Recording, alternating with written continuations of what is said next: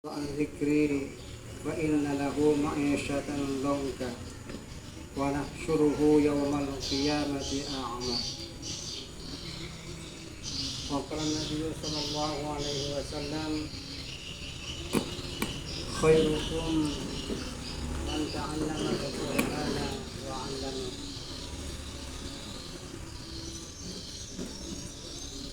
وقال في حديث آخر رب قارئ من قارئ القرآن والقرآن يلعنه.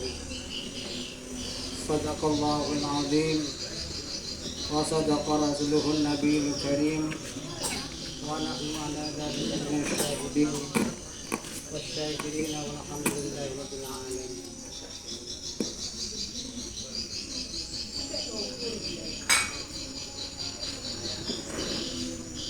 Yang saya hormati Ibu Hajah Yai Nur Hasanah beserta Bapak Haji Saiful selaku sesepuh dan tuan rumah di tempat ini. Yang saya hormati para undangan, para sponsor, para pecinta Al-Quran yang juga saya hormati, terkhusus Ketua Panitia Ustaz siapa namanya? Terima kasih. Yang kesemuanya saya hormati. Yang saya hormati juga para adik-adik, para pendidik Al-Quran yang susah payah dalam mempelajari dan menghafal Al-Quran. Alhamdulillah, bersyukur kepada Allah Subhanahu wa Ta'ala. Sallallahu alaihi Muhammad, kita bersalawat kepada Muhammad sallallahu alaihi wasallam. Secara singkat, karena waktunya sudah hampir buka ini, saya merasa bangga dan bahagia di tempat ini karena beliau Ibu Hajah yang Nur Hasanah, beliau selalu mengumpulkan para hafizah. Beliau termasuk para pecinta Al-Quran dan para pecinta menghafal Al-Quran. Kalaban atau singkat, badan kaula memetik firman Allah dalam Al-Quran, a'udzu billahi minasyaitonir rajim. Inna nahnu nazzalna dzikra wa inna lahu lahafizun. Yang maknanya sudah pada tahu, inna sesungguhnya kami. Dalam sebuah tafsir, kalau inna itu melibatkan ada campur tangan manusia. Kalau ini itu adalah hak Allah penuh. Oleh karena itu Allah berfirman, inna nahnu nazzalna dzikra wa inna lahu lahafizun. Jadi Allah Subhanahu wa Ta'ala yang menurunkan Al-Quran, wa inna lahu lahafizun, dan Allah pula lah yang memelihara Al-Quran itu. Namun karena pakai inna, Allah Subhanahu wa Ta'ala melibatkan campur tangan manusia. Oleh karena itu Allah Subhanahu wa Ta'ala memilih hamba-hambanya. Siapakah di antara hamba-hamba Allah yang dikehendaki oleh Allah Subhanahu wa Ta'ala, itulah diikutkan menjaga keaslian Al-Quran. Oleh karena itu para pecinta Al-Quran, para hafizah peserta pada hari ini, mungkin itulah yang termasuk hamba Allah yang dikehendaki dipilih oleh Allah Subhanahu wa Ta'ala untuk bersama-sama menjaga Al-Quran sampai nanti hari kiamat. Alhamdulillah, mudah-mudahan itulah Allah Subhanahu wa Ta'ala berikan kepada kita semua yang hadir pada saat ini. Hadirin hadirat yang berbahagia, Jelas Allah Subhanahu wa Ta'ala menjelaskan lewat Qur'annya, lewat firman-Nya, dalam hadisnya betapa mulianya, berapa besarnya pahala-pahala yang dijadikan Allah Subhanahu wa Ta'ala terhadap para penghafal Quran, para pencipta Al-Quran. Namun para hadirin, pahala yang begitu besar yang Allah janjikan lewat hadisnya, lewat firman-Nya, tidak semudah membalikkan sebuah tangan. Siapakah yang berhak mendapatkan pahala-pahala bagi penghafal Quran yang dijanjikan Allah Subhanahu wa Ta'ala itu? Oleh karena itu, Nabi Muhammad memperingatkan kita semua, rubba qari'in min qari'il Qur'an wal Qur'anu yal'anuhu. Banyak dari seseorang yang baca Quran, menghafal Al-Quran, yang dia awalnya pingin pahala dari Allah Subhanahu wa Ta'ala, pingin apa yang dijadikan Allah itu dia peroleh. Namun kata Nabi, wal Qur'anu yal'anuhu, mereka tidak mendapatkan apa yang diharapkan. Bahkan alhamdulillah, wal Qur'anu yal'anuhu adalah Al-Quran melaknat kepada yang membaca itu.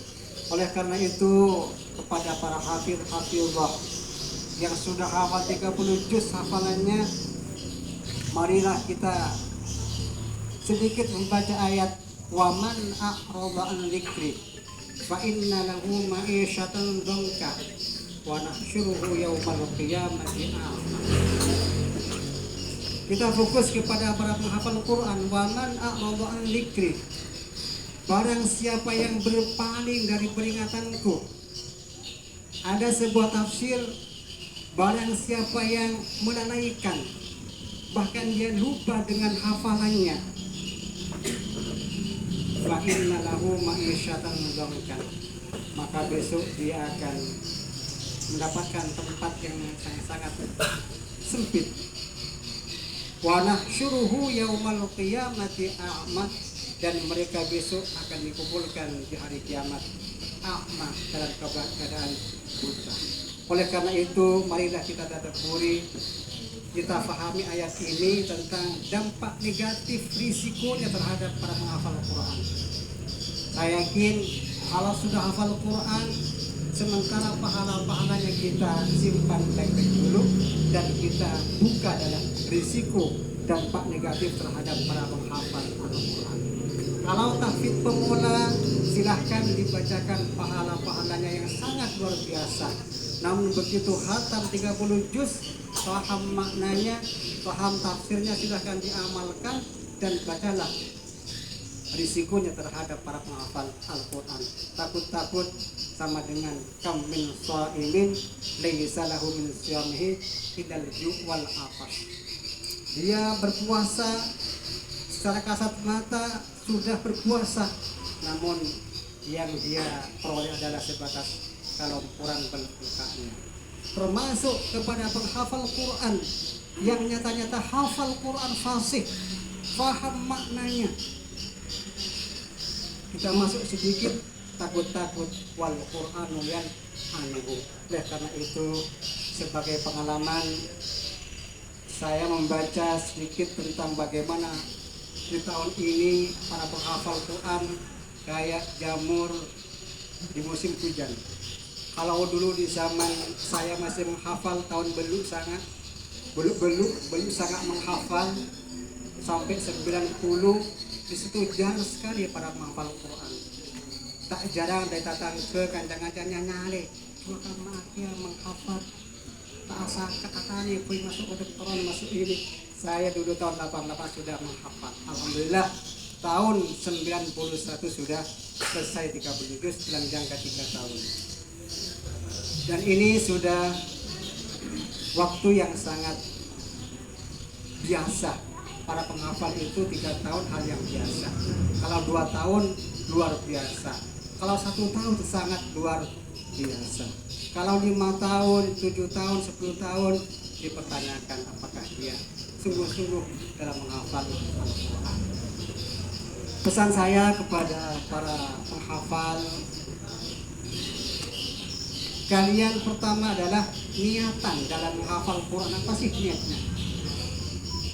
Karena tak jarang anak sekarang itu menghafal hanya bil musabaqah, pingin lomba saja. Ada yang menghafal Quran pingin tes masuk ke Libya, pingin ke Saudi, pingin ke Mesir. Begitu lulus, di bulan haji selesai sudah. Apakah itu yang mendapatkan pahala yang besok dapat 10 tiket masuk surga itu? Apakah itu? Dipahami dulu. Tak jarang dari mereka menghafal Quran. Kenapa semangat? Ibu di RCTI, Abu Sakit, dapat hadiah, dapat umrah. Adakah yang niatannya yang karena Allah Subhanahu wa Ta'ala? Oleh karena itu Nabi mengingatkan wal Qur'anu yal'anuhu. Ini digarisbawahi terutama kepada para yang sudah hafid 30 juz. Sampai kapan kita bersama Al-Quran? Sehingga ada jaminan alladzi yaqra'ul Qur'an wa huwa mahirun bihi ma'as safaratil kiramil bararah. Siapakah yang mahir dalam Quran itu? Siapakah yang mahir dengan Qur'annya sehingga ada jaminan dia akan ditemani oleh malaikat yang sangat mulia? Apakah kita atau siapa?